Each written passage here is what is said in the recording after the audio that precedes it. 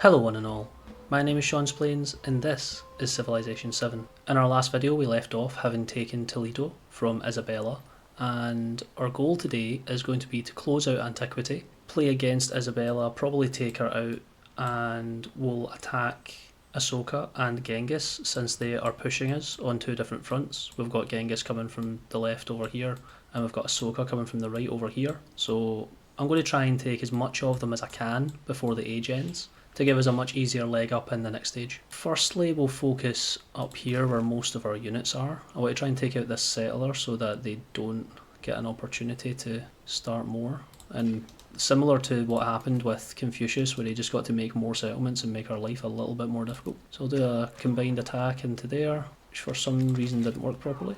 Finish off that settler. We'll keep this unit in here to just heal up, and we'll just use these archers just now to pepper onto Madrid whilst we're building up new units. Over here we've got this settlement that we just took out at the end of the last stage. Again, I'll keep a unit in that settlement while it's getting raised, and we'll move the commander back as quickly as possible with as many units as possible. So we'll move him down here, put that immortal in, so now he's full, and then we'll head up to there as quickly as possible, move the archers around. And down here we have our war against Genghis slowly building up. So I need to heal this commander, and apart from that I'll just hold my position for a turn. So I'll get these guys to build fortifications and I'll move this commander down to the front line. And we'll just wait for him to attack us. I don't really want to press the advantage until we've got our commander healed up here. It can be good to be as proactive as possible, but if you've got more health to help you kind of hold the line down here, that's better. And keeping the commanders next to each other means he's likely to get more experience and help him level up and get down his tree, which will be a lot easier than doing this one. Something that is quite transparent but I've not openly spoken about is your commanders need more experience as they grow. As you can see, it's 165, which is quite a lot for going into level 11, but for our level 3 commander into level 4 it's only 60. So if you're looking to kind of desperately get points and try and get down a tree and get a commendation, leveling up your lower level commanders is a lot easier. So here I'll just move with him to attack there. Continue to let everyone else heal, so that's that sorted for now. We get a growth, we'll pick up the assault because that means we can build our units faster. Over in this settlement we'll just take the 4 food, so that grows faster. Down here I'll try and push for the rubies, so we'll go there. So coming back up to the Isabella combat, we have our heroic assault, which we can use to take out the scout probably, or at least almost fully take out the scout. There we go. And then she's really trying to force more settlers. So again, it's important to make sure they don't make it anywhere, because the last thing you need is a random settlement popping up, like up in the top right here whilst we're trying to take her down. And I'll move the commander along one. I don't really like that he's just focusing all of his units right here. I know he's probably trying to help me, but it makes me feel a little bit unsettled.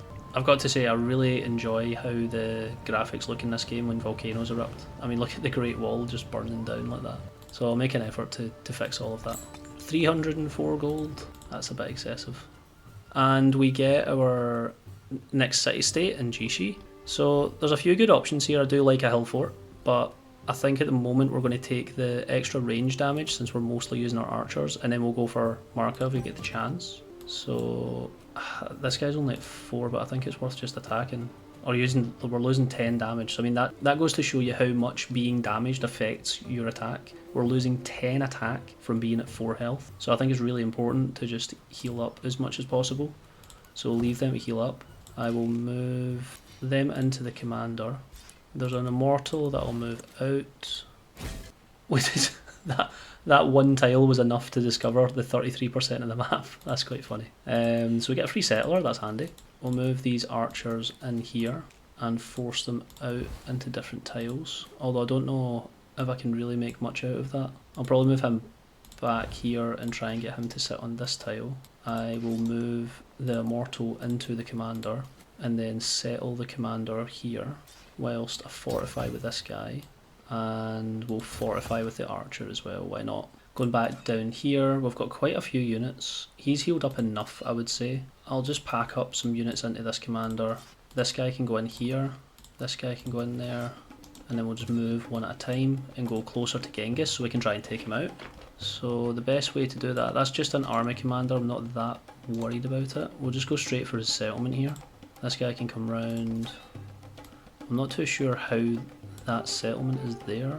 I think the safest bet is probably to put a warrior down here. That did not help.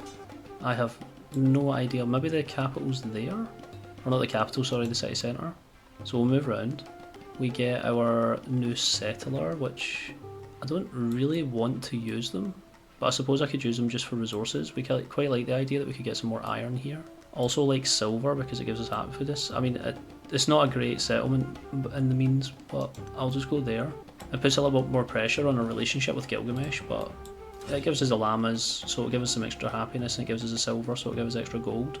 This commander is now shown up, and I know that this is the kind of main bit we're going for. I'm hoping that this is the only mountain tile that we have to deal with. Again, this feels like it's just been a game of quite awkward settlements to deal with. Between the Chang'an and Madrid, it is not looking like an easy game. So I'll attack into here, and I'll use my extra attack into the immortal to go again. And here we've got our commander. I can actually walk around and see what's happening around here. I don't think I've ever had a game that's been this annoying to attack people in, but I suppose we live and learn. It gives us good experience at the end of the day. I will take out this commander, hopefully. If this archer can reach him, which it can. There we go. One thing that might be worth noting is I've not raised this merchant, or raided it, I should say, because you can't raid merchants in the game, but you can raid trade routes. So it's worth noting that the trade routes have a different symbol above them. I don't know if there's any on the map right now that I can show you, but the trade routes have like a little boat symbol rather than the typical merchant symbol, so we'll keep an eye out for it and I'll point it out if it comes up. So that's why I've not done that. Moving down here, we'll move the commander over, move this commander all the way down, and yeah, there's the settlement right there. Again, it's quite an awkward settlement to deal with by the looks of it. It's not as bad though. This guy really wants to move, so we'll just put him in there. And this commander, it looks like that's boxed in on the other side. It is. What is it with these settlements? But we can move, probably still move down here because we can take out the units that are in the water potentially.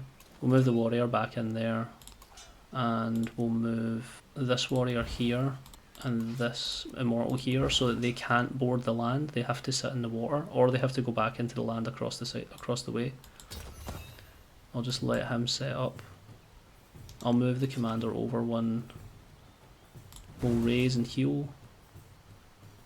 That's a raise and a heal which we don't need right now. We get a new immortal, which I think we really need to try and reinforce up here because our army has kind of dwindled up there. But we really need, as much as I was building immortals, we kind of need ranged units because it's just such an awkward combat up there. I think fighting Ashoka will be more fun. It'll be easier. There's hardly any mountains. It's much more open terrain and it'll be much easier to fight, but still, it has not been an easy game for us. As we can see, Isabella's trying to sue for peace, but at the moment we do not want that. We're quite happy to just take her out. We complete our 10th endeavour, which means we get another bonus, which means I'll need to reset them up. So research, collaboration and military aid, get our support. Oh, he's only accepted it this time, so we're only getting +2 from it. That's not good.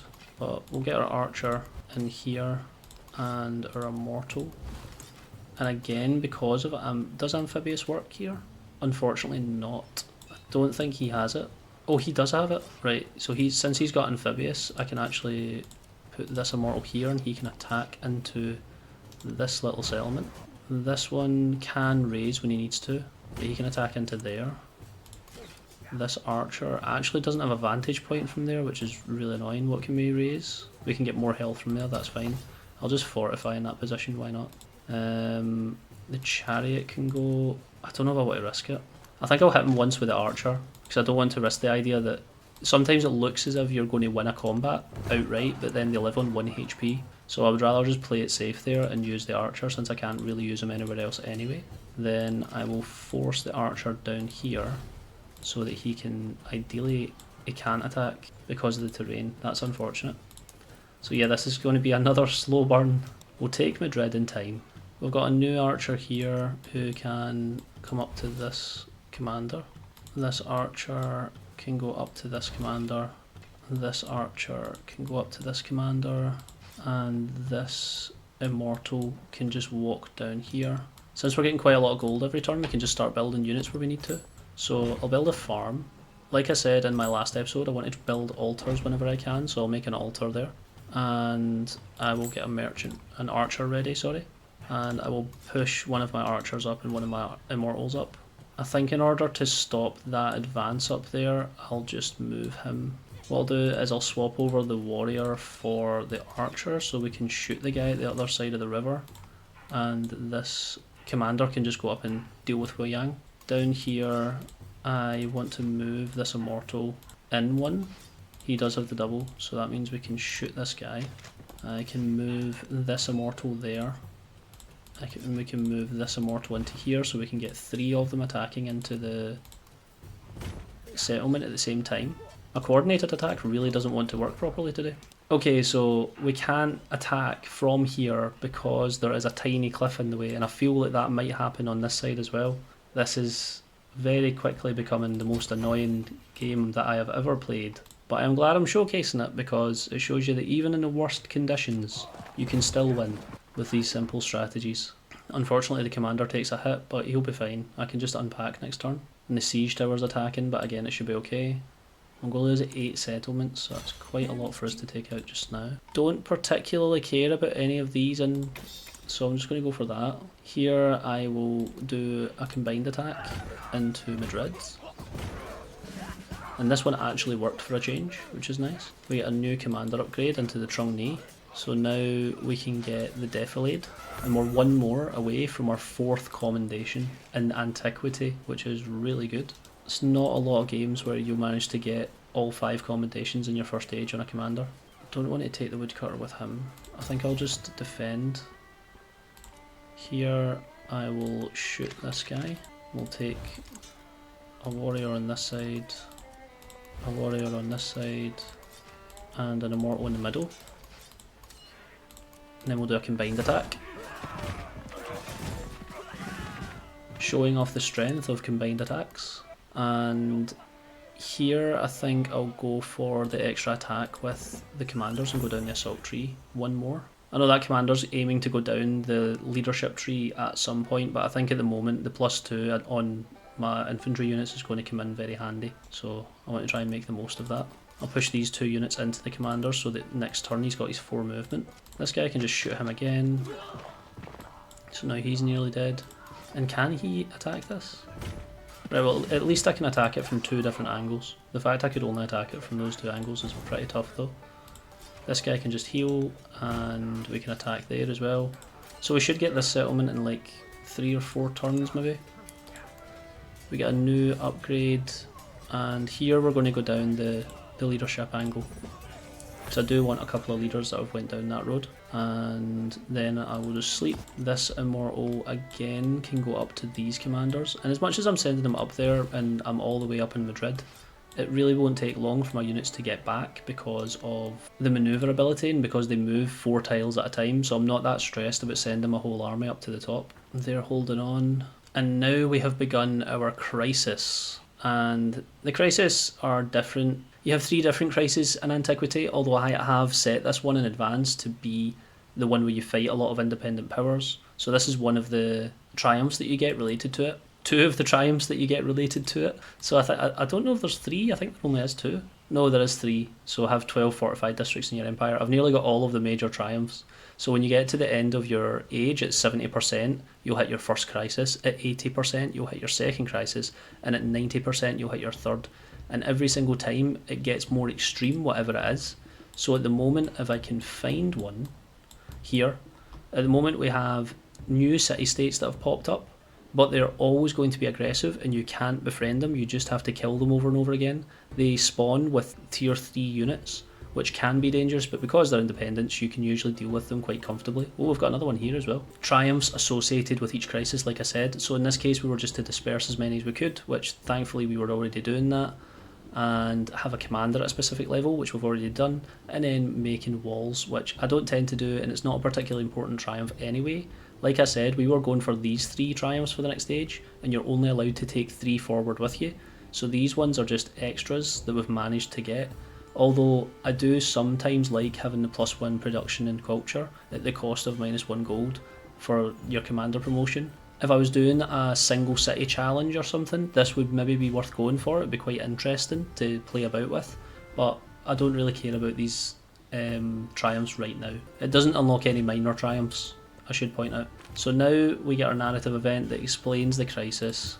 It has a story attached to it, and if we click on this red triangle first, not only do we have our normal traditions and policy slots, but we now have crisis slots. And as it mentions up here, begins, intensifies, culminates, and the age ends. So this is every 10% of the game now. One of these are going to happen, and we're going to unlock more available policies, up to 6 by the time we hit culminates. In this game, in order to avoid the penalties, you basically don't want to suzerain things as much as you can, and you don't want to have an army as best you can. Although in this case, I think I'll take the -30 gold because we're not going to be suzeraining anybody else, and 30 is not that bad. And I don't really want to deal with the -6 because I am going to be attacking them. In some cases, I don't tend to attack the independent powers, and I just defend against them, which you can deal with it well enough. So I'll usually take -6, but since I'm going to be attacking them, I'll take the -30 gold. We get a new diplomatic action to get some culture for free from Gilgamesh, which is nice. And now we can continue to try and take Madrid. Although we will try and deal with these city-states as well, because every time you take them out, I think you get about 25 XP. Plus you get 1 for every hit you do into the actual units. Here I will raise with the commander, since it's given me science. I still have movement, so I might do a combined attack again from this little tile. So we've destroyed the defences, and we actually take the tile, which is good. And then we can move this archer into there, and then we can move the commander along by 1. The commander even gets a new upgrade, so I've got a choice of pushing down a new tree with this guy, and I think again I'm going to get another commander to go down the leadership tree. And here now, because I'm within my own borders, I don't even need to be on the land. I can automatically just reinforce army somewhere.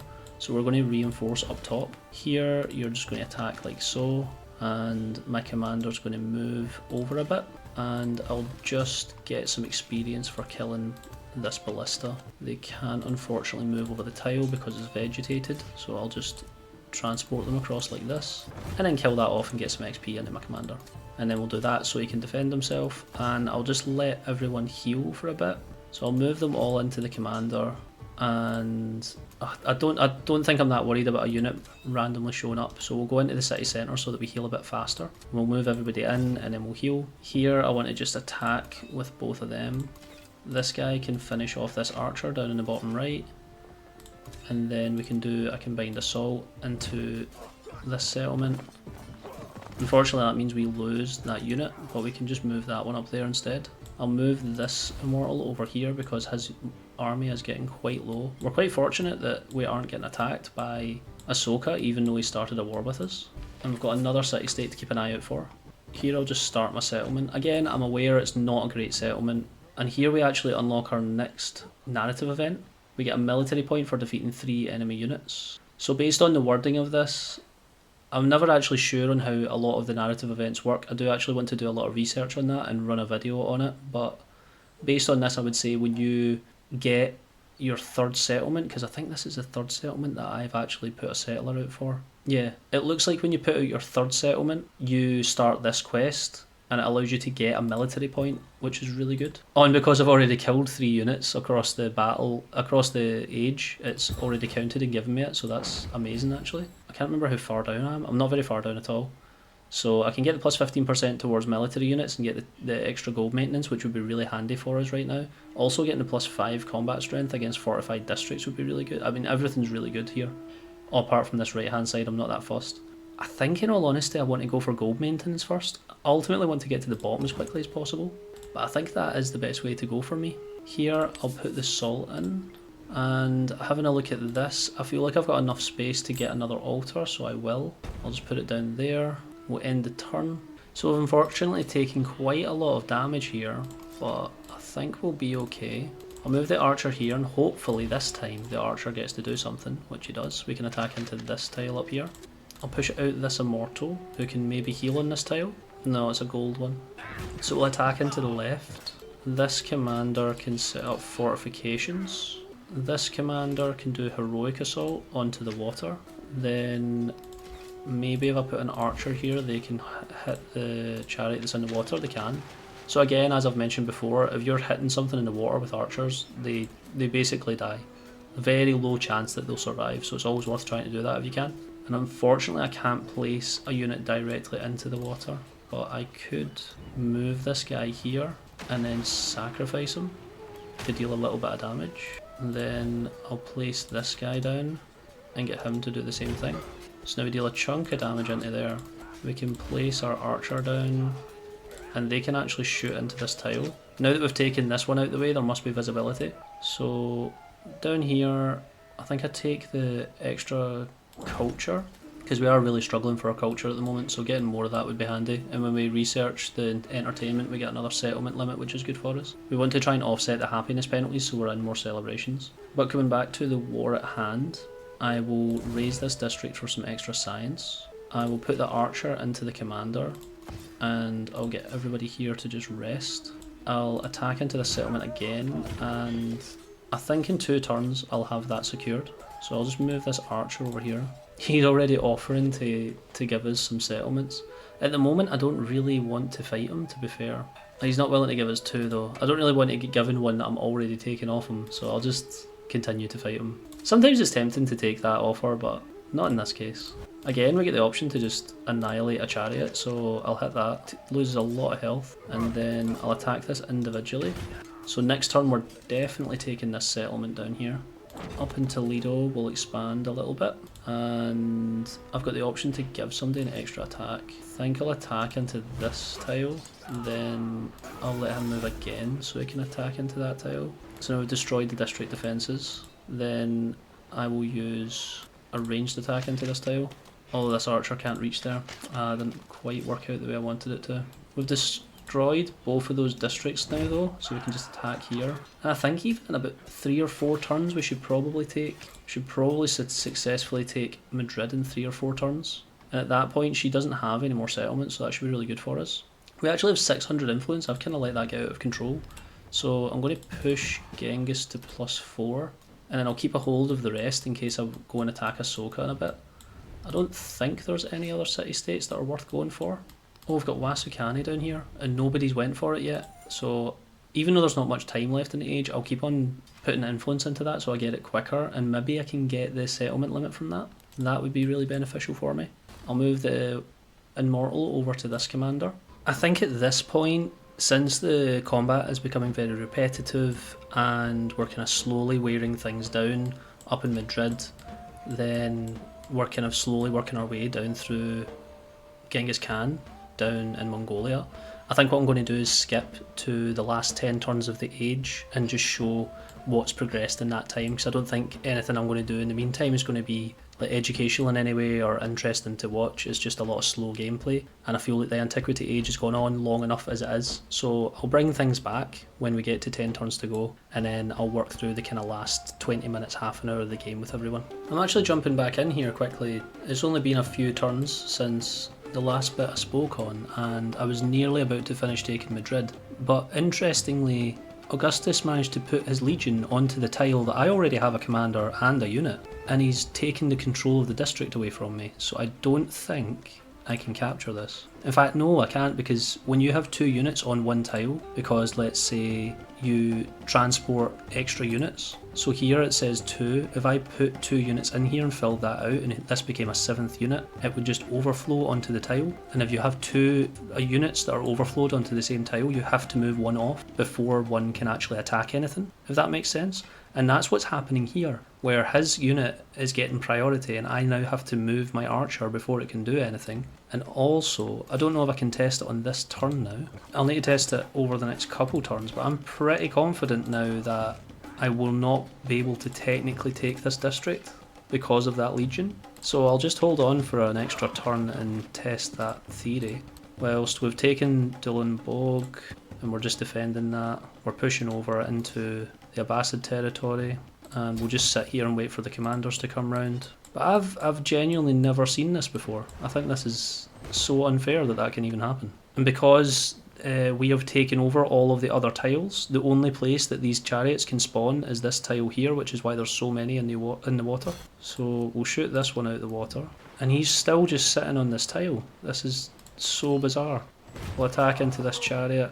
So we've taken the chariot out. So we just need to take the commander, and then we've got that top left tile. Augustus is offering stuff. I don't know, mate. I don't like you anymore. He's in an alliance with me, basically, and he's sitting on my district. Oh, this is looking a bit dicey over here now.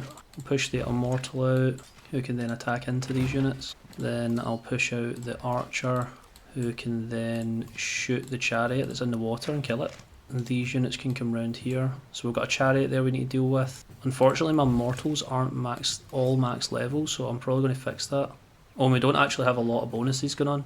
He's getting quite a lot of +3s, so I need to be mindful of that. So in this instance, I'm actually going to pull back and fully upgrade my army, so my warriors are now all tier 3 immortals, and I'll just let him come into my territory and hopefully sit on this river tile so he gets some downsides. And I'll move the archer around the side so I can keep an eye on his movement. Here I will fortify with the commander, just in case he decides to shoot that archer that's weakened. They're up to tier 3 cavalry units, so far Ashoka is the most dangerous in terms of his technology. We're getting so much XP up here. And this is absurd. I really want him to just move his unit out of there, but he's not doing it. And I can't attack him because I would suffer so much war support issues. I might have to though.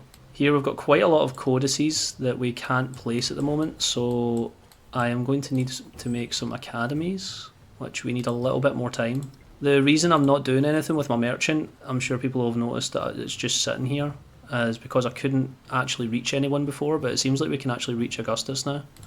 So I'll just send that across. Okay, some growth events here and there. We get the rubies, which is nice if I can place it, just to give me some extra gold. And go for navigation. Oh, that's why it's saying 0. So our espionage was successful, meaning we got a whole lot of culture and science. Here I'll push for citizenship to get the +2 food in all settlements. Even though I'm not really caring about a lot of these civics and techs, I'll still pick up what I can. And you can already see how much the snowballing is coming into effect. We're getting so much gold back from these policies, which is why we're at 246 a turn despite the big army that we have.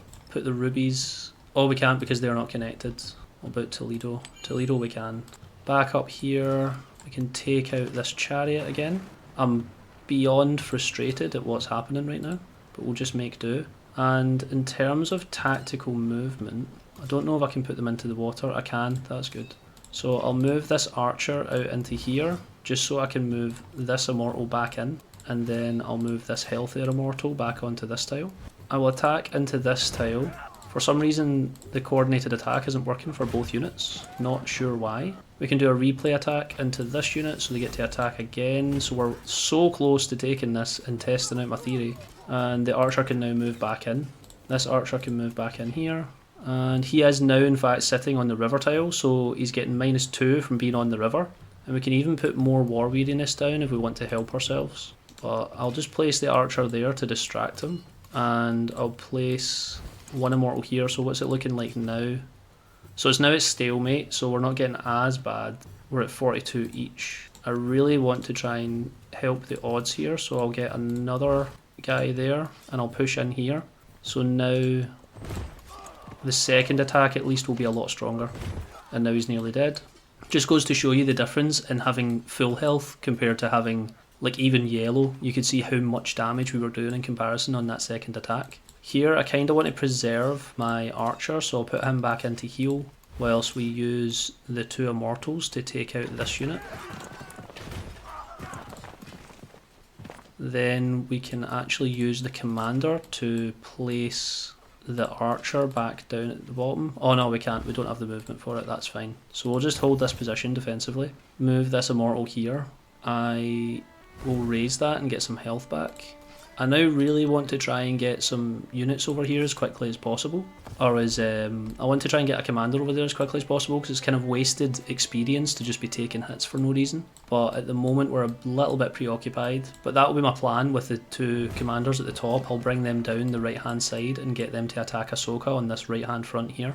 We're taking some hits, but we should be okay. They've moved yet another chariot in there. At the moment and she's managed to stall out and get another settlement. And you want to settle. Can you give me that? Not a chance. So for this reason, I think we get an option to get some of these. We'll go for happiness. Okay, so I'll just explain the plan and trust that this is going to get in my way. And if it does get in my way, I will turn the recording back on and show it and prove that it's happened. Unfortunately, I think the fact that they even got to move into the tile whilst I had 2 units there was stupid and really annoying. My plan overall is going to be taking Madrid and then taking Valladolid as well as Elamite on the way with this army. Then I'll peel back and hit into Dacian. Then I'll move them back down to the right, take out Kerman, and ideally try and take some of these settlements off of Ashoka. And with my second army, I will attack from this front with these 2 commanders down into Altai, and then move left up into this district here in an attempt to try and build a bit of a barrier for the second age. And then I'll come back into the video later on in the last 10 turns and just kind of show how that's worked out, because there's about 25 turns left of the age and they're all going to take a few minutes each, and that time adds up, and I'm very conscious that I want to try and keep the Antiquity age finishing in the next 25 minutes in terms of runtime. So I'll see you for turn 140. So coming back in for a quick update from earlier on with my concern with the Legion, it looks like even though he was in the district, when I took the final district, it still instantly gave me the settlement. So in future, if you're having a war and you have an ally who is actively helping you or being a nuisance like Augustus just was, as long as it's not someone who's against you that controls the district, it looks like it still comes into your control. So that's good to know. Now I feel that we've got to a point where we're probably going to end the game in about 12 turns, because we're at 82%, but I'm about to finish future tech, which means the age is going to jump forward a little bit and this timer's going to go up. And something interesting just happened where I had a settlement here, but I was raising it. And when I raised it, when the crisis intensifies, if you've defeated any of the city-states that spawned because of the crisis, they respawn and they have more units. And it was almost perfectly timed that when this got raised, they filled the space, which I find quite funny how unfortunate this game has become and how much the AI seems to be against me when I'm just trying to make some content for people. So I thought I would showcase it, and we'll just run out the rest of the age. So over here, I was in the middle of trying to take out Altai, but then Gilgamesh came in and helped, but ended up stealing it from me before I got the chance to take it. I made an attempt at attacking over here, but it didn't work out too well because there was just so many chariots. So I ended up having to retreat, so the commander's now resting here. As you can see, very fortunately survived on 2 HP. And then I'll use this commander to go and take out Dacian in a minute. And then I'll probably make a couple more units in Kusa, which is now a city. So I'll probably produce some archers here, and we'll use them to try and to build an army to take out this little settlement. And for now we're just going to retreat into our own borders and sit and wait and shoot at them a little bit, but I would like to try and use the experience to level up my commander, so that's why I'm not going to take that too seriously at the moment. Over here I'm still trying to press an advantage and move along and take out as much as I can and get my XP up. So like I say, it should be like 12 turns before we get to the end of the age. We'll attack into this guy with our combined attack. He's now gone. Didn't even need the second guy. We'll attack into Qobdo. I imagine that's not going to take too long, and we'll keep that guy there just now. Over in Tarsus we're getting attacked by Ashoka. I hate it when you've got a scout and you just kind of don't know what to do with them anymore, because it's kind of the end of the age and you've got nothing really to do and you're in the middle of all the wars. I just kind of hope he gets taken out at some point so it stops putting me over there. And we're just at the end of the war with Isabella, so now this should hopefully be it. I haven't paid attention too much to if she's got a secret settlement, and she doesn't. That's it. So we've got rid of Isabella, so we get rid of 2 players in Antiquity, which is really good. And we get the option to raise or keep. I'm just going to raise this one. I feel like I've got enough settlements, and this is definitely something that I hadn't noticed before now that had changed. Like I've mentioned, there's a few things that have changed between before Test of Time and after Test of Time. Before Test of Time, if you took somebody out in an age, it would advance the age by 10%, the same way that Future Tech and Future Civic does, but it seems like that's no longer the case, which is very interesting. So now we can freely just kill people off. Madrid is still a town because we still have 1 more turn, so after that we can put some more things in there. We'll just wait a turn over here and we'll let everybody heal up before we start moving out again.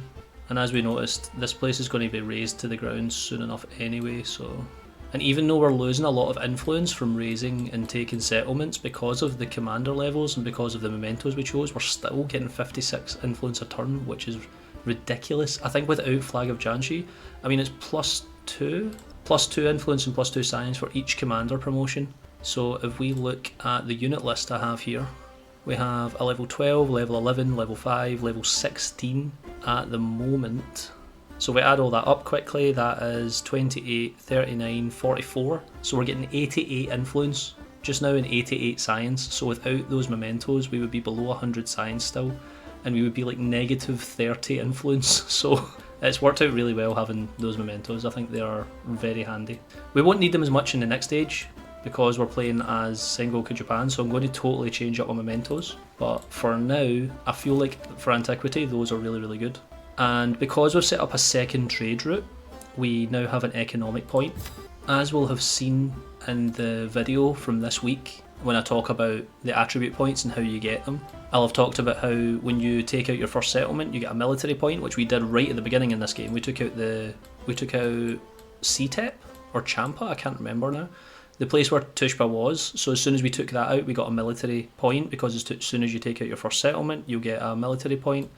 And then for setting up 2 trade routes, you get an economic point, and that's based off of the civ that you are, which Persia is a militaristic and economic civ. So I thought I'd just do a little quick reminder about that. Moving on, has a turn passed or have I just been rambling? I've just been rambling, right. So we'll finish the turn. We're also attacking Ashoka now, which I forgot about.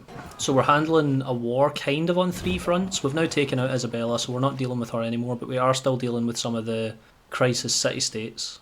And when we hit 90% and we get to the third part of the crisis, the city-states will get even more units. So even though there's like 5 units sitting here, they're going to get another wave, so we need to try and deal with them quickly. And this scout's finally getting taken out. Please go, take him. Over here we can get some new stuff. We can take out the elephants. This is what I love to see, is a new settlement that's really easy to take out because it still gives you a lot of XP. Which at this point is what we're looking for, is as much experience as possible. I mean, we're getting 10 experience for killing that elephant, which just feels absurd, because everything goes down so easily at this point in the game. I apologise if my voice sounds a little hoarse, I'm not feeling great at the moment. But I really want to try and push through this content. I don't know if you'll have seen, I'm recording this about a week before the second part of Brush and Blade comes out, and yesterday we just got the announcement for the new leader and how he's going to have naval commanders in Antiquity, which I think is amazing. Like, I've been really hoping that would happen at some point, because as much as it's nice to do land commanders and you get your vibe, it would be much more interesting if you still had the naval know-how and you got to actually set up a navy that could attack and it had a point to attacking. I get that you can do it right now with certain leaders and it can be useful, but it kind of feels pointless because you're not getting the experience and you're not having the commander level ups. But since they're adding that in, I am definitely testing that as soon as it happens. So that's part of the reason I'm just trying to get through this video and get through this quick Trung Trac series, so I can record that next week and get that out to everyone as soon as possible, because I already have a plan of who I'm going to play as and how I'm going to set up, and just show everybody my opinion of what the best kind of naval military looks like. And I've been really excited to make that video. That is why we're trying to burst through this. So we repair everything that we have here and we can convert that to a city next turn. Down here we'll just put them to sleep. I'll use a commander to just pack them up, and then they can heal until this is raised, which will be 4 turns. Then they can join the fight again. This guy's only healed a little bit, but in all honesty he should be fine. We'll just move this immortal here, move the commander up 1, and then go and attack the scout, attack him. If I lose the commander because of that rather ambitious play, I'm not massively fussed. May get lucky, the AI is not that clever. We do not get lucky. Mistakes happen. We research future tech, and as you can see we jumped up to 89%. We'll take the wine, which is good for us since we're still in a celebration, so we now get extra culture and extra happiness. We get our city state, which I've been working on slowly. Unfortunately we don't get the settlement limit, which is what I really wanted here, but I'll take the +1 food on resources and just help everywhere grow a little bit. We now got become suzerain of 4 city states, so we get this major triumph, and we got given a militaristic point. Fortunately, wow, So when you finish future tech or future civic, you get a random attribute point. So the odds of it being this was obviously 1 in 6, and this is the exact one that we needed, because now we can get free commander promotions. We obviously won't finish that again in time, but that's okay. So we've just built a new commander, and he's got 3 points to add, which is crazy. So I'm going to actually push all the way down the assault tree and just get his commendation so that he can go and start attacking down here. This commander, fortunately when you get that +1, it doesn't just push you to the next level, thus wasting the experience that you've gained before that. It actually pushes you to kind of where it already was before. So instead of going being 0 out of 270, which 270 experience is so much, it's actually pushed me to like what we'll probably say about 65% of the next level. And now that we're actually pushing into tropical terrain, we can finally go down this tree. So we get +5 combat strength for land units in tropical terrain, and we get extra damage on heroic assault. And in a minute I'll go back and I'll look at the terrain that we're in and make sure, but I'm pretty sure we're in tropical already. Down here we'll go for amphibious, because I imagine we'll be attacking in the sea down there. Up with this commander we can get our coordinated attack began. And the reason I'm not going to pick up Old Guard, and the reason I went for Resilience instead, even though it's probably not as useful, is when you're playing as Sengoku Japan, you get Old Guard for free as one of their civic bonuses, so that's why I'm going to leave this, because I'll get it on everyone eventually. We'll fold him in there, and then we'll use the Trung to do a focused fire, which uses all 3 of the archers, and then we'll attack into the walls. As much as this might not be massively efficient because I'm losing a lot of health, the experience that I'm getting is invaluable. So if we now look here, we just gained like 40 XP from that one move, so we'll actually be level 18 in a couple of turns, which is nice. And although I lost the commander, I'll still hold my ground against this city-state and try and stop them spawning too much in my grounds. I'll probably just take them out, even though I don't have a commander to abuse it, or I could bring him down, even though they're healing. Yeah, he can get there in a couple of turns, so I'll bring this guy down. It was a total miscalculation bringing him up. I was just a bit hasty. An important note is to hold your head and to not push into things too early. I'll attack into that chariot, and then we've got this immortal, and we'll get the archer to spawn back here, fire into there as well. So we've taken down the walls already, so next turn we'll probably end up taking the settlement, which is nice. And next turn we should finally lose our scout, so he stops annoying me. Do I have bastions? I do have bastions, so I will create a fortification there. I'm going to have 600 gold again, so I think I want to just make sure everywhere has an altar. Or will I do? Can I do Madrid just now then? I should make Madrid a city so that I can put all of my spare resources in there. Another thing I did while I was off camera was I got some merchants and I sent them out so I could get more resources. We'll make an academy, maybe. It's not really worth making any more buildings, is it? So now we're at 309 influence. Simon Bolivar is angry with me, but he can't really get to me just now, so I'm not that worried about him. Oh, we've got some more city-states as well that nobody seems to have claimed. There's not much point in going for them just now though, because it's so close to the end of the age, it would be a waste of time. I will just use my influence to potentially improve. Oh, we can get ginseng agreement, that's quite good because it gives us more food. And I'll go into Ashoka and I'll give myself some more war support. Over here I will just heal this archer. So this guy's just heading down the way. As we can see the difference, like all my other commanders I put maneuver on so they could move faster, and he's only going to be able to move to here, and then so that's taking 3 turns to get to Tarsus, whereas every other commander would get there in 1.5 turns. The effectiveness of maneuver when you have to move about the map so much is invaluable. So I would almost always take it if I'm doing one of these war games, because it just allows you to reposition yourself so much better. The most important part about war is being in the right position at the right time, in my opinion. We'll just reject this because we want to keep on farming experience off of them. Now we've hit the 90% mark, so we get the final crisis point. Jin Yang has 16 population, so I'll probably... I don't know if I'll make it a city, I might not have time. I want to just make all of the warehouse buildings, and we'll improve some of these, just to get some more culture. Here, I want to try and get this resource, our espionage finished, so we disrupted his military. Now, as you can see, there's a lot of units, so that was because the crisis kind of buffed up again. So now we're looking at Elamite has respawned, and these guys have even more units that have spawned there, so we really need this commander to come down soon. I will move my units back so that we actually get experience on the commander. Even if it's only 1 XP per hit, or 2 XP, it's worth it. Every little bit is worth it. We'll make this guy run away. We can now build over here, and I'm just going to make more of these. We get our new crisis, so now that we've actually been trading a lot, which we weren't before, we don't want this anymore because we don't want to be losing 65 gold. -1 for all promotions, so we've got 156. We'll push for the -6 against independent powers is okay because we're already really strong against them, and we'll take out the 5 for imported resources and put in the -82, which isn't great, but we can make it work. I will move this immortal here so he can just set up. This guy can set up, this guy can set up, and then once again we'll just attack with the commanders. So as you can see, the damage from the heroic assault is improved so much now because I got the +30 on the commendation and I've got another +5. And if we look at the tile here, we're in flat plains at the moment, but there is tropical darted around, so I will occasionally get bonus damage on my units when they're attacking things. We'll just attack into the settlement again, and we actually take the elephants out. Down here we can attack into this spearman, and then again we can take the settlement.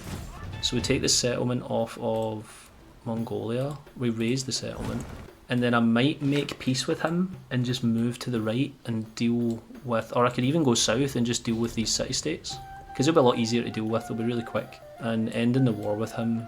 The game's going to end in 10 turns anyway, and it feels like it kind of drags out, so I think now I'll propose peace and I'll just ask for one of his settlements. Is he willing to do 2? He's not willing to do 2. So I'll take Qobdo Killed. So now he goes back to neutral with us, and we've set up for the next age. We don't have any more cities, so we can't put the salt in anyway. So we've got this little settlement, and this commander wants to just pack up, and then we'll head down this way and take out these little settlements. And that'll get us a lot of experience. I think for each settlement you clear out, you get about 40 experience, so it adds up quickly. For units that will be a lot easier to deal with than Genghis Khan's units. And over here, I'm really not worried about the Trung Trac at all. I am worried about this though. They've got 2 level 25 commanders now. Okay, we're actually suffering a wee bit. This is now quite an interesting setup we've got, with 2 level 25 commanders showing up right here, and up there it's not looking pretty either. It's not looking good. So I'll put an archer in this settlement, and I'll put an archer in Madrid. I'll get them to go there and defend. I will move this immortal down here. I'll take this guy out, shoot this one, and then hopefully we can just clear everything out. So they attack up there. So like I said, even with the -6, because the independents are so much weaker than the AI, it's easier to deal with. You see, they don't get as many bonuses. They don't get the deity bonus of +8, and they're just missing out on, as you can see with us, we've got +5 against independence, +3, +3, +5, +3. They don't get any of those bonuses, whereas the AI does tend to get some. So these guys have no snowballing potential, which is our biggest saviour at the moment. And then here we'll do a coordinated strike into this guy. So as much as it looked pretty bad a turn ago, it's already looking a lot better, and we should be able to deal with them quite quickly. So that's under control. Here we get another growth event. And this is another situation that's looking a little bit bleak, but I think it'll be fine. I'm going to actually attack individually this time, because I don't want to overdo it. So we'll take Taksasila, we'll get a bunch of XP for that, and we'll raise the settlement. We get another commander promotion, so we're at level 18 with the Trung Trac. You get the option of +5 combat strength for land units in the command radius when in friendly territory, which we're not for a while. Or we've got +3 combat strength for land units in the command radius when there are at least 2 enemy adjacent units, or 2 enemy units adjacent to Trung Trac, which is much more likely. And also the next one there is +5 strength against fortified districts, which is really hard to get usually, so I'll focus on that. So now we'll just attack into, I mean, when you look at this, we'll give him another turn. When you look at all of these pluses on the left hand side, we've got bronze working, Hammerana Council, Order, Jungle Warfare. But the way the game can snowball and give you so much strength is amazing. And we look at that, we get the +5 from the bottom of the defense tree, plus we get another +15 for them just killing someone, so they actually gained health overall by doing that combat. Another reason I love Persia so much. Immortals are so fun. Immortals were easily my favourite part about this game until the Samurai came out, which we're going to be using next stage. I am so excited to be playing them. So here we'll come in and attack this guy. And now we've got one more space. He's not going to attack us, so I'm actually just going to package you up and head south. What's he even doing there? He's just a little warrior. Package him into there and then move him down. We actually can see the commander already. We can get the area denial, which will give us another commendation. I'll take second wind. I was maybe going to take heroic assault, but I'll take second wind because that means I can actually move my immortal here. Oh, he's exerting zone of control, so that doesn't quite work. Interesting. Oh, of course, because he's max level, so he'll have all the commendations and stuff. An interesting idea that I had as well was I'm sure if you're watching me, you're probably watching Ursarian. His recent video that he brought out with Mongolia playing as Sengoku Japan, and he did the thing where he successfully turned a commander from the city-states into his commander. I wanted to wait until this point in the age where they have multiple max level commanders and then convert them. Like, if you can position it right, because it does everything within your command radius, if you get the +1 command radius and you kind of box them in but let them grow, so to speak, so you could get 2 or maybe even 3 commanders. Can you imagine being able to steal 3 level 25 commanders? That would be absolutely insane. So I'm going to try that in like a quick little challenge run, and then I'll just kind of record the 20 minutes or whatever, or just like show that it can happen, because I think if it can happen and you can get away with that, that would be really fun. Right, I'm just going to kill this guy, put him in here. How much space have we got in this commander? Oh, we've got loads of space, right. So we'll push him in there, push him in there. Up in Madrid we need to now build something else. Anything else. We're still not at 10 turns to go, I suppose, and we're kind of still preparing for the next stage. So yeah, I suppose I know I've just built the parasidy and it's kind of a waste of money, but if I build the villa and then probably the arena, because like happiness is our main drawback at the moment, it just means I don't have to micromanage this city at all and it can just do its own thing, because at this point I really am just purely focused on the war element of the game and I'm not fussed about anything else. So I will let them heal in there. I'll pick up this archer, I'll move the commander back down to this tile. We only have archers at the moment, which is a little bit frustrating. I'll just let this immortal heal because he's on red health, and I'll move the archer there. I'll keep the Trung where he is and move the immortal down a tile. Attack from there. We could just take out this settlement. Can you move? You can. This immortal here, and then he can defend on this spot. We can move this immortal back into the commander. We can move the commander down 1 so that he's not quite in the zone of control, but he's nearly there. We'll move this immortal through him and move this one here. I wish the game would just not jump to people so that I can focus on one thing at a time, because I get too easily distracted. Okay, so just sleep for now. This guy can attack in here. This guy, I guess, can finish him off. And then we can spawn this unit who can attack in here. And then I'll give this unit another turn so he can attack in there and finish them off, hopefully, which we do. And then kill the commander potentially, which we do. So that was really well done. And then in a couple of turns we'll be able to take Sintashta. Up here we're just defending as best we can until help arrives, which is going to arrive from over here.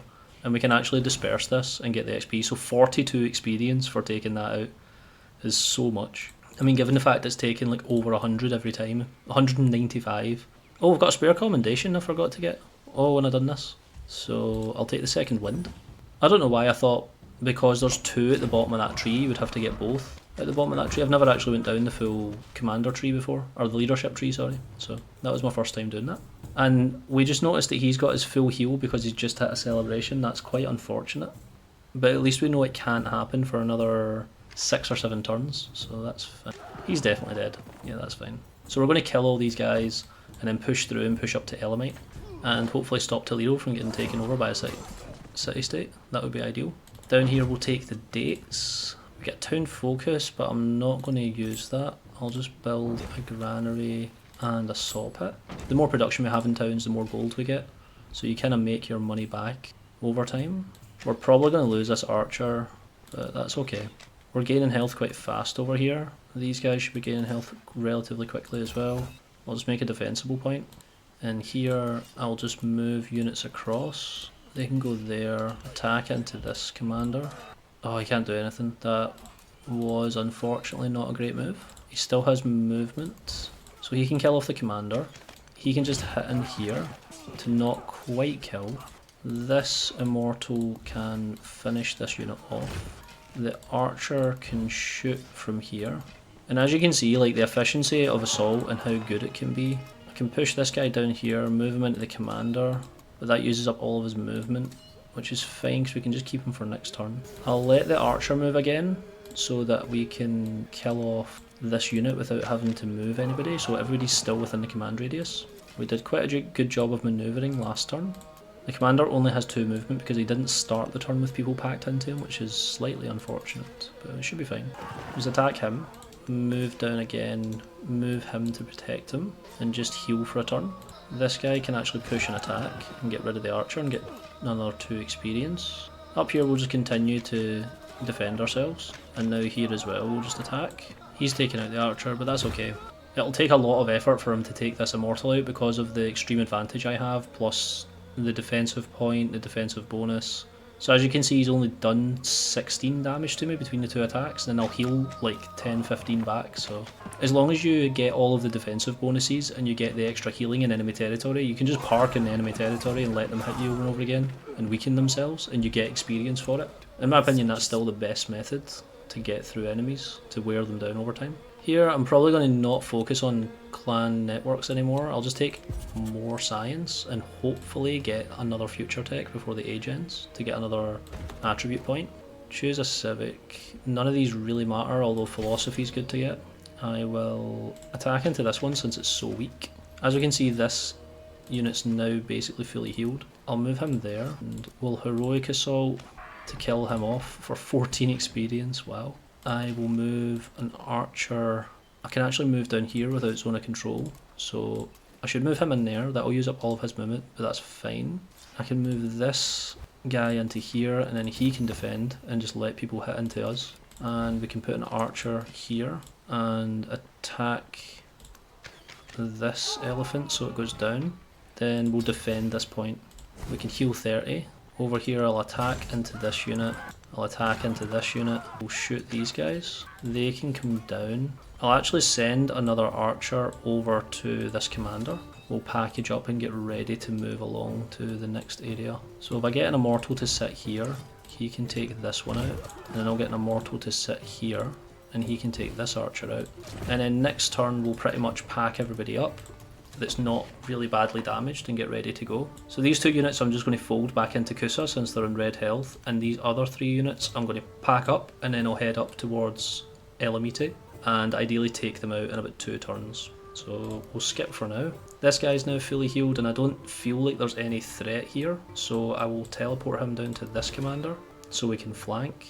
And here, if I'm really clever with my movement, I should be able to take out that city-state. Once again, the game forcing me to focus on too many things at once. So we can shoot probably the archers, then this guy can come down and attack there.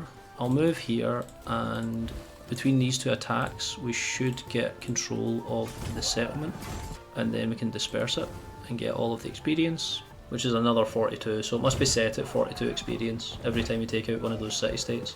So if you kind of spawn in a good position where you've got like 3 or 4 of them in a row, they always respawn at each checkpoint. So if you kill 3, they'll respawn again at 80%, then they'll respawn again at 90%. You're taking out 9, that's 378 experience, which is enough to easily get 2 level ups around this point.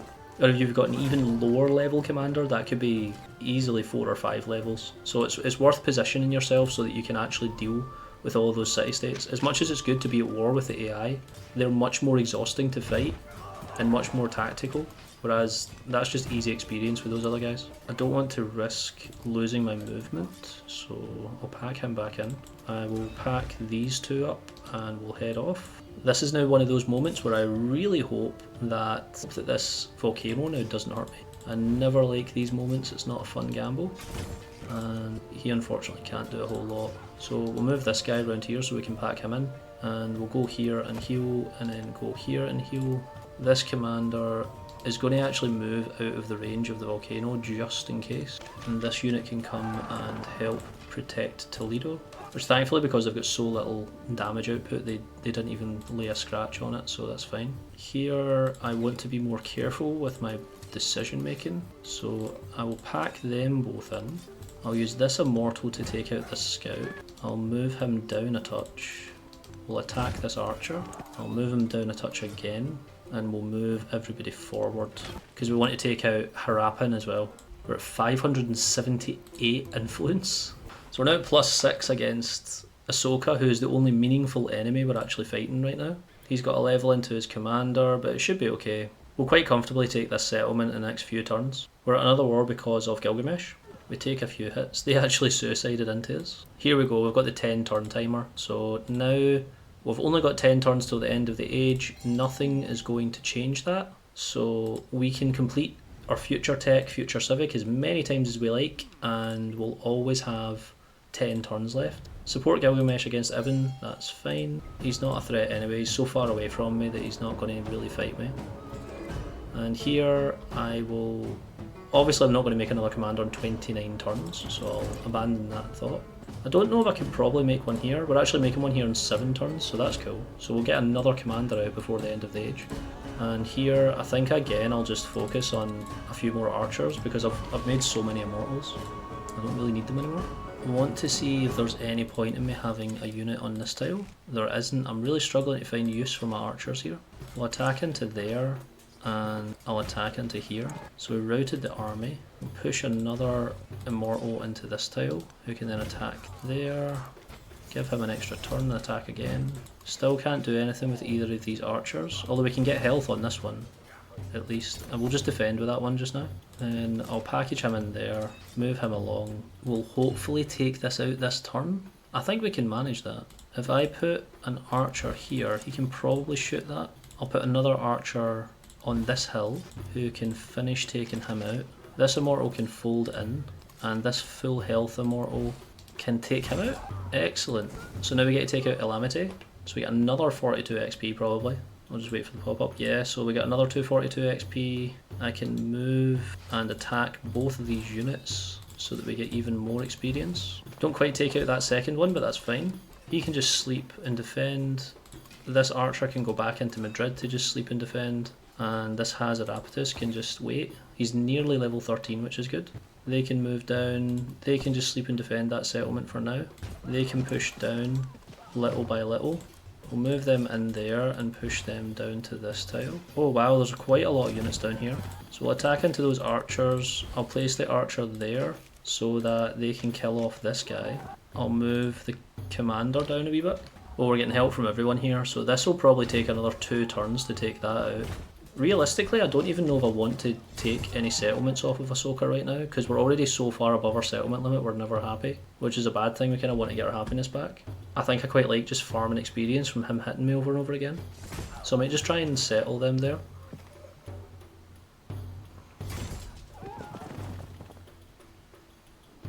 We took them out.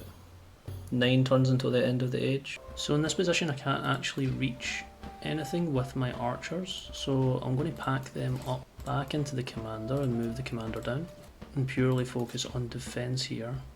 So I can heal with this guy, maybe heal with this one, yeah, and attack singularly with this unit into the middle. Our commander can get the library, yeah, why not, we'll just raise it. We've got the immortal that was left behind, but we can chase this commander down and get the experience off of him. I will move him there and you there, so we can pack all 4 of them up at once. Unfortunately, the commander can only move 2 because he didn't have anybody packed into him beforehand. The next turn we'll pack up these 2 units and then go straight for that commander, whichever direction they go in. I'll just settle the archer there.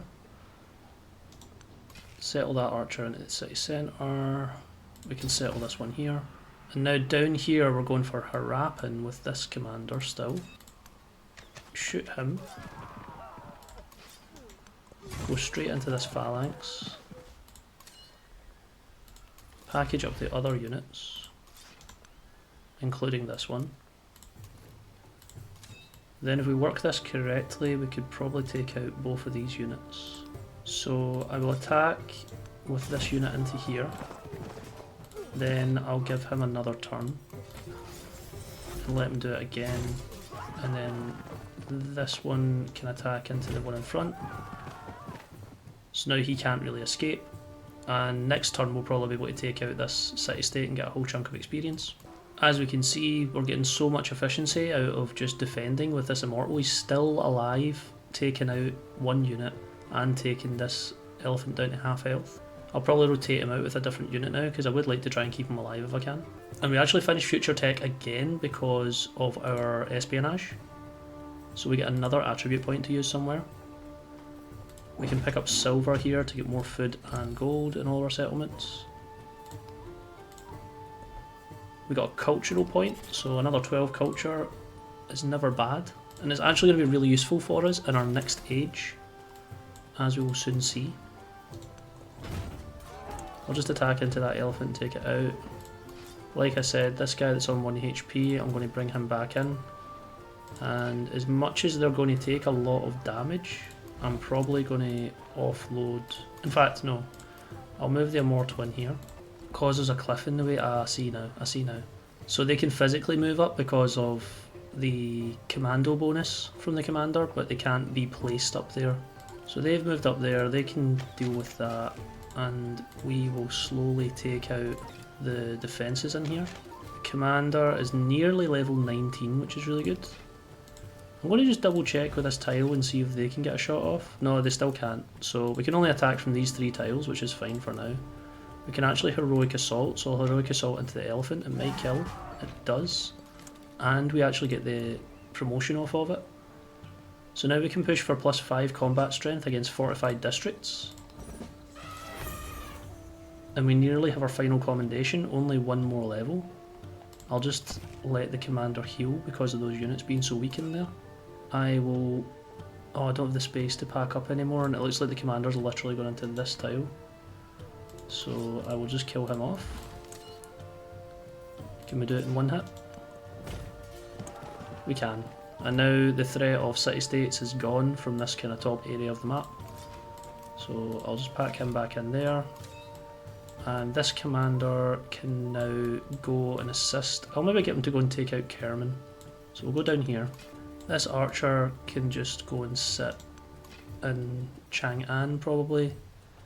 And these ones can teleport down to this commander to help them out. Now we're back at this commander down here. I will pack up all of the units and move into a more appropriate position. Starting with this attack, that actually means we can just disperse the city-state right away, potentially getting a level up. No, it wasn't enough, right, okay. So I can attack into this guy, and again, so there's just that 1 phalanx in the corner, which I will get soon. This archer can shoot at the commander, and then this immortal can finish him off. And I'll move the commander onto this tile. So next turn, all of the city-state threat is gone from the bottom of the map. It will only be this Kerman in the middle that's left. So I should be able to deal with them in a few turns, definitely before the end of the age. And the only other thing we've really got to do before the end of the age is to remember to start a war against Tubman so that we get the final triumph that I want to try and take into the next age. And then that's all of our preparation work done. Thankfully they actually ended up killing themselves by attacking into me. So I'll just finish this guy off. Then I'll pack up my units and get ready to go and attack Ashoka with this commander. He only has 4 slots as well, so unfortunately we can't take this unit with us just yet. So I will get open borders with Tubman. Oh, he's actually taken this settlement for us. So Ashoka's quite boxed in now. We'll take this commander up here and we'll see which commander gets to that city-state first. We actually have some of his elephants attacking us in our own, well, sitting in my capital city. It doesn't look like he's actually attacking me. So I'll just make some extra units to deal with him. I'll go around all my settlements and I'll just make sure I've got all the buildings that I would like. I want happiness buildings where I can get them. Gardens not really needed. A monument gives us more influence, so I'll take that. If we click on here, I can check the state with all of the city-states. we can see there's actually 3 of the evil city-states still left, or the crisis city-states.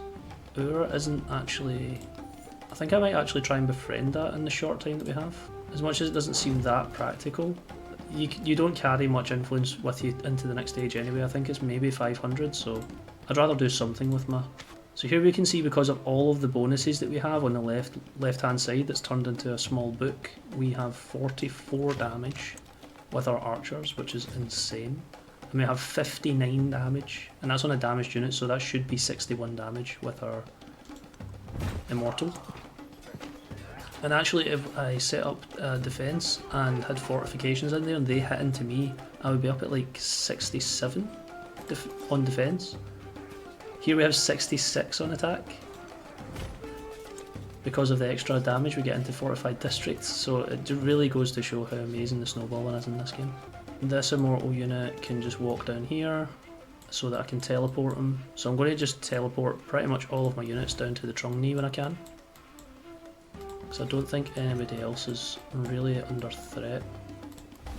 I know I've got some elephants popping up here, but I'm going to get a commander in 4 turns. We've got this one here who's going to come in and help. Should be okay. I've actually just noticed that we're down at -1 war support with Simon Bolivar, and we want to try and stay at least neutral with everyone, because when you're in the negative you'll lose happiness, which affects all of your yields. So I'll just push that back to 0 so we get our happiness, and you see it went back up by about 20. So it can make a big difference, especially when I already don't have much to go on. I'll take out the district defences. I'll focus fire into that elephant to get the extra damage down. Attack that archer, and here I will actually just set up fortifications and prepare myself to take some hits. I pressed on that by accident. I meant to click on reinforce, but I'll do that next turn, I guess. I'll just cancel out the fortifications. And here I will push all my units down. Are we hitting a point where he's not allowed anymore? Fortunately, it looks like he's not allowed any at the moment, so I'll just skip turn. Up here, I have 2 archers, and get the immortal to attack into here, and get the archer to shoot this guy, and this archer to shoot this guy. So that takes him out. This immortal wants to just get here as fast as possible. 3 turns until we get our next commander. Take some hits onto our units. Again, we see he's taken 71 while I've taken 12, because my defensive power is around 65 to 70. But he's again hit another celebration, so he's healed, which at this point for me is a good thing, because I want to just farm as much experience as possible. I'm not really caring about taking the settlements per se. So we'll reject his offer, and we're at 5 turns left in the age. Chang'an's had another volcanic eruption, so I'll just fix the altar. And down here we could make a lot of our warehouse buildings. So we've got our granary, our brickyard, use up all of our gold. Here we can actually get gold to get more happiness and gold in all settlements. Over here I will push towards the iron because I really want that. I'll attack into this unit and take that district. I have the option to give somebody an extra turn, so I think what I'll do is take out this archer, then give him another turn. Can I actually shoot anyone else with this archer? I can. So I'll shoot the phalanx. Then if I go back down, I will give this immortal another movement so that they can... oh, they don't quite finish it off. No, they do. That's fine. So we take this settlement, we get a whole bunch of XP, and we'll just raise it. Even though it's at 23, it's got a lot of bonuses going on. I'm not fussed about it. I kind of want to stay under settlement cap if I can for the second age. And for the time being, we have all of these new resources. So I'll slot in the extra happiness. Here, it's still not letting me send people down here, so I'm assuming he's at capacity. So I'll just send them all along to this commander. That elephant is sitting on a vulnerable spot, but I think I'll just pack these guys up and move into the middle and play more defensively for the time being. Here we have an archer, and oh, that's actually respawned. So they do in fact respawn. I thought they only respawned on the trigger points of 70, 80 and 90, so that's cool. This gives us just more free experience to deal with. So we'll attack with him into there, and send the healthier mortal out to attack there and get some more experience, and then send the archer out to shoot the scout. And then I can move the commander right up. I wonder if any of the other ones have respawned then. Kerman's still sitting there, which this commander's going to get to. Oh, Dacian's actually spawned over to the left here. What about the fourth one? There was a fourth one. I don't see it. Maybe next turn or the turn after. 4 turns until the age ends. I'll just take more production. Up here we'll take 3 food. Over here I'll take the warehouse bonus. And if I look at my codices, I have plenty of spots now. Although the Great Library is there, so I've just raised a settlement that has a wonder in it, sorry. So, slight miscalculation, but we don't care. We're barbarians, we're taking over the world. We're doing a military victory. We don't know science. I will heroic assault into the phalanx. Then finish him off with this immortal. And I'll pack up the rest of the units and move them so we can attack this elephant. As we can see, there's quite a lot of elephants. I'll move this archer here and defend and prepare for defense. Defend with this immortal as well. Then I'll move the Trung Trac up a bit. I'll move this migrant out and send my archer down to this guy. Now we'll finish off that scout. We'll kill the archer and finish off this guy and take this settlement out again. I'm also wondering if it will respawn one more time, but I'll need to just wait and see if I can manage that. So the commander can just skip a turn. This guy can head back up a little bit. Take a small hit into our settlement from that elephant, but it'll be fine. We'll have 2 commanders to help with it soon enough. We're actually back down to -2. So we're not actually going to get, unfortunately we're not going to get the opportunity to finish getting Ur, which I would have liked for a couple of turns if possible. Is there any policy changes we want to make at the moment? I think we'll be okay. Something to do extra damage might have been interesting, but I think we'll be okay. Get 100 culture or 200 happiness. I think we'll take 100 culture because even if we take the 200 happiness we won't reach our final celebration anyway. It doesn't massively matter. Take Code of Laws 2. We get our next Hazard Appetus, which I will push down the defensive tree again, allowing my units to be able to defend better. I need to position myself a little bit better, so I'll have my archer sit here and I'll attack into that guy. I will put an archer back here and hopefully they can hit something. They can. They can hit into this one. And then, assuming I don't have Heroic Assault or a reset, which I don't, I will focus fire into this elephant here. Now we're in a position where we can take out Kerman. So I'll get this immortal, take out the archer. Not even close, okay. We do get a promotion. So with that, I will start going for the logistics tree. I don't think I have a second commander that's went down the logistics tree, so that will prove handy. I can actually get this character to move again so that we can take out Kerman right now and give him even more experience. Now with both of these commanders at the ready, they can share the experience gained from this. We'll do a focus fire for more damage. Then hopefully finish it off with the immortal, which we do. So now I've defended our settlement well enough. I think I'll just sleep with the 2 commanders because it's only 3 turns to go, and unless another random city-state pops up, there's not much point in moving here. So I'll even just let this guy settle down for the time being. I'll keep on moving the archers down to this settlement at least because the start of our next war is going to mainly be focused on this right hand side. Again, I want to try and cancel out his war support, which seems to keep going up. This archer can just sit there for the time being, or I'll move them over 1 tile so they're not hurt by the volcano. We have 800 gold again, so we should try and look at doing more buildings. And get an altar in here. And we can get a granary as well. Then we can take one of these parasidias. So over in this corner we're taking some more hits. I might take some Appa.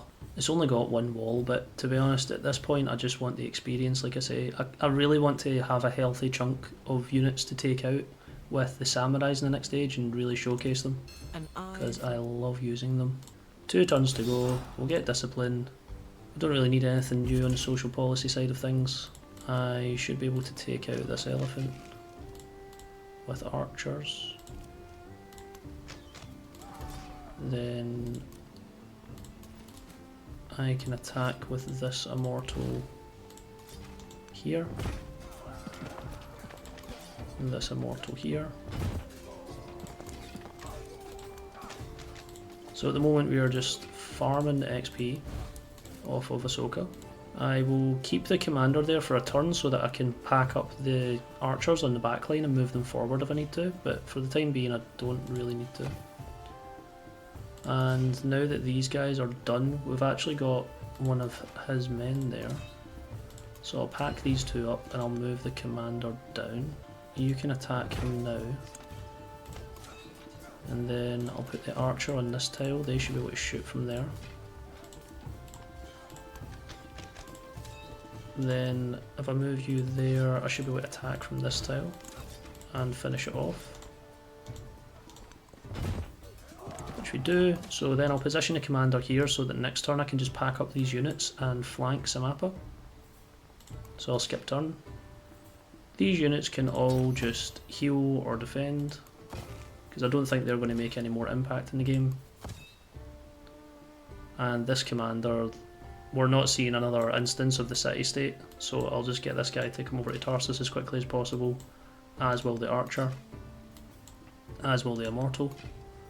We're now down at -1 with Ibn as well, so we'll just balance him out.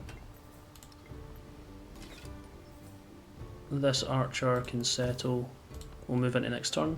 We take a lot of hits, but like expected, we're not actually taking much damage. And it's worth noting the relevance of the experience gains that I'm getting and how they're so high. Earlier on in the age we got the plus 50% from our city-state, which we got around turn 40, and the actual ability of Trung Trac, or one of them, is plus 20% commander experience. So those city-states that we were taking out were giving us 42 when we should have been getting 25, so an extra 17 per city-state. When we took out 6, I think, 5 or 6, is a massive bonus to be getting an extra almost 200 experience just from that. And I wouldn't even want to count how much extra we got from the AI. Probably got at least 1,000 extra experience compared to just not having any bonuses. So it goes to show you how important getting the plus 50%, plus 20%, and there's even more options which we're going to use in the next stage as well to really boost our experience, and we're going to see some very high level commanders in the next stage. So here we're just going to finish things off. Or at this point I think it's important, you can carry about 2,000 gold into the next stage and about 500 influence, so we'll just leave these for now.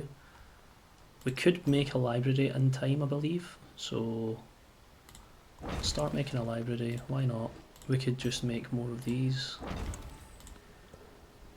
More social policies are available, but we don't really need anything, so we'll just do a couple more attacks into these guys. Attack that elephant, finish it off. Attack that one and finish it off. Hit the scout. Which isn't much of a threat, so I won't prioritise it.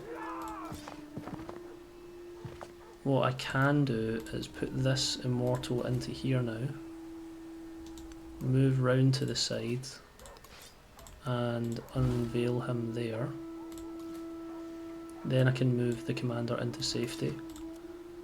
Although, even though he's only at 31 HP, if I actually defend on this spot, he'll still be able to take a hit off of that elephant, I'm very confident. And now we're also at level 20, so we get down to the bottom of the tree, we get plus 5 combat strength with both of our coordinated attacks. And we get the +1 movement for land units within the command radius, so we now have all commendations on the commander before the end of Antiquity. So next stage we're just going to finish out these last 10 points. So by level 30 we'll have every single point available, and this is going to be a crucial for commander for us to keep alive at all times now. I'll just move the commander back along there so they're helping everyone efficiently. I will attack with this unit first and then this one, because that means that they're now going to be taking a hit off of this phalanx, but now they're at basically full health, so it should be okay. This commander can pack all of these units up and head in this direction. I think that might be up a hill, so I might not be able to unpack there. Oh no, it's okay, that's fine. So this archer can shoot this archer, then this low level immortal, or low health, can take out this archer to regain some HP. Again, the fact that you can attack things in order to get more HP back is such a cool aspect of the immortals.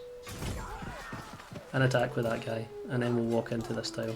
So now that we're flanking Samapa, we're in a really strong position. I'll just settle this archer. And I won't start the war. Oh, there's 2 elephants. We might lose him then. Oh, minus 14, no, we might hold on. It looks like we're holding on. Slowly raising the districts here. Even though that says it's going to take 17 turns, if you decide to raise a settlement, automatically when you go into the next stage, this settlement will just be gone. This city will be gone at the start of the next stage. So it's important to note that. And now we're on the final turn. We will make a bunch of our decisions towards the next stage, which I will not be doing right now. I'm actually going to make a separate video quickly, which will just be me talking about age transition and the important aspects that I like to look out for and the things that I like to do and take note and how to prepare for exploration, even like before you start your game. So I'll quickly do that. The only thing I've got left to do here in this video before we sign off is to declare war against Tubman and get minus 9 war support. Oh, which looks so scary. But when we do that, we achieve the triumph to fell a giant, suffer minus 5 war weariness in a single war, which will give us plus 1 war support on all wars in our next stage, and give us plus 50% towards war support in terms of influence. So given how much influence we are able to get, it'll basically be free. We will just have infinite war support against people in the next stage, and that will be invaluable because every plus 1 you have is plus 1 attack against the enemy and minus 1 for them. So effectively you're getting plus 2 attack against the enemy for every single war support you put against them, which is very strong. We'll just do our last few attacks and literally do everything we can before we close out the video, so that in the next kind of small segment I'm going to do, I'll purely just be focusing on the transition itself. So we'll attack all these units. I can actually use this commander's immortal to take out this phalanx. And I can even... Oh, we can't move him in there, unfortunately, because of the zone of control. But we can make an effort to get this to work. So I'll pack up these 2 units. I'll put 1 immortal here. Unfortunately we can't attack because it uses up a movement to push them in, but it's okay. I'll move him along there. We've done what we can. I'll attack with this unit. I'll attack with this unit. Get some HP back.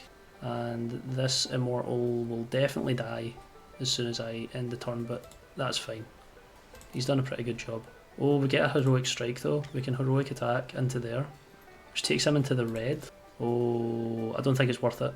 It's so tempting, but it's not worth it. I'll just heal with this guy. And we'll keep this commander here.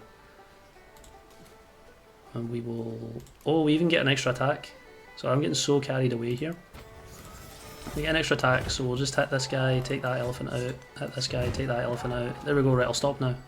I'm not pushing any more buttons. So everybody just rests. We make sure we get through everything that we need to do. It's just a case of resting everyone until the next stage. And now that is us all done. And on the last turn, the city-state returned, but we don't have time to take it out. We're going to carry this influence and this gold into the next stage. And other than that, thank you so much for joining me. I will see you in the next video where we very shortly talk about age transition and the importance of it. Since it's a unique mechanic within Civilization 7, I really want to discuss it quickly. And other than that, I'll see you in the exploration age for our Sengoku Japan game. Thank you for joining me. I have been Sean's Plains. I'll see you in the next one.